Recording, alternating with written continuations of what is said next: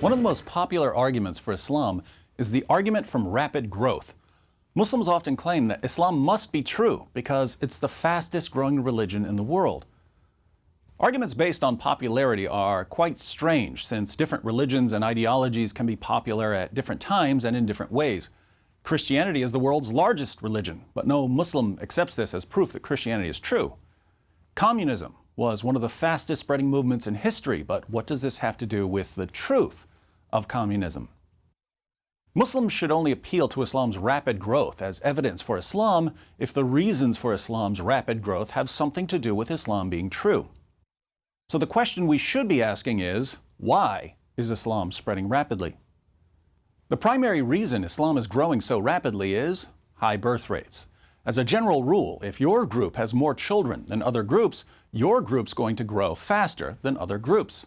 According to Pew Research, Muslims have the highest birth rates in the world. The question we should ask now is, why do Muslims have more children than non-Muslims?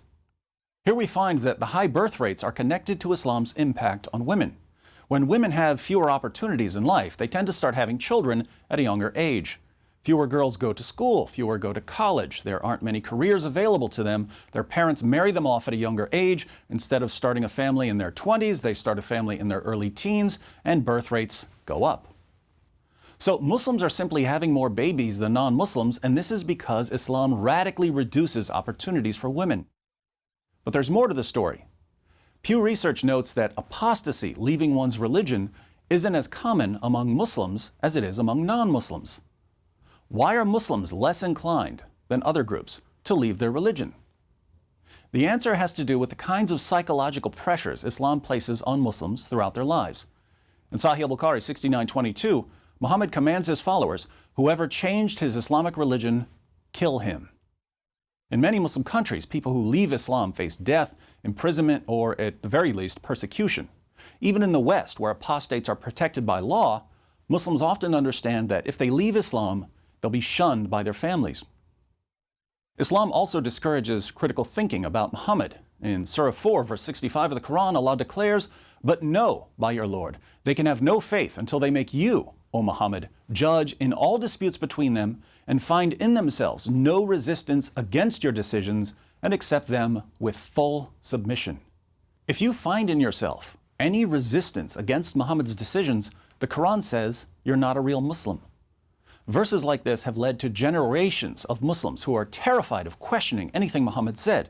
And the result of the suppression of critical thought is that many Muslims regard any argument for Islam, even an argument like Islam is growing fast, so it must be true, as entirely convincing. Apart from this, Muslims are generally more sheltered from criticism than non-Muslims are. In Muslim countries, criticism of Islam is not tolerated and may be met with legal punishments or mob violence. Even in Western nations, criticism of Islam is often silenced by calling critics racists, bigots, hate mongers, and Islamophobes. Muhammad ordered his followers to kill people who made fun of him, and the Salman Rushdie affair and the murder of Theo Van Gogh and the Charlie Hebdo massacre have convinced most critics to keep their mouths shut, thus further insulating Muslims from any sort of critical thinking about their religion.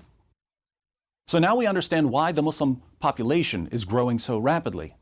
But Islam isn't just growing rapidly in terms of global population, it's also growing rapidly in the West. Here again, however, this has little to do with conversions to Islam. Islam's main source of growth in the West is immigration. Why are so many Muslims fleeing Muslim countries and moving to the West? Sadly, Allah's commands to wage jihad against hypocrites and Muhammad's commands to kill apostates have led to endless instability in Muslim lands. There's always some group accusing other groups of being hypocrites or apostates and wanting to kill them for it. People who just want to live peaceful lives and provide a good future for their children decide to leave. And where do they go? They move to America or Europe. Putting all of this together, why is Islam growing globally? It's growing because of high birth rates combined with psychological conditioning. Why is Islam growing in the West? It's growing in the West because Islam tends to produce unstable countries that many people don't want to live in. If our Muslim friends think that Islam's oppression of women and inability to produce stable countries is proof that Islam is true, we may not be able to change their minds. All we can do is point out that many of us would look at the exact same evidence and come to the opposite conclusion.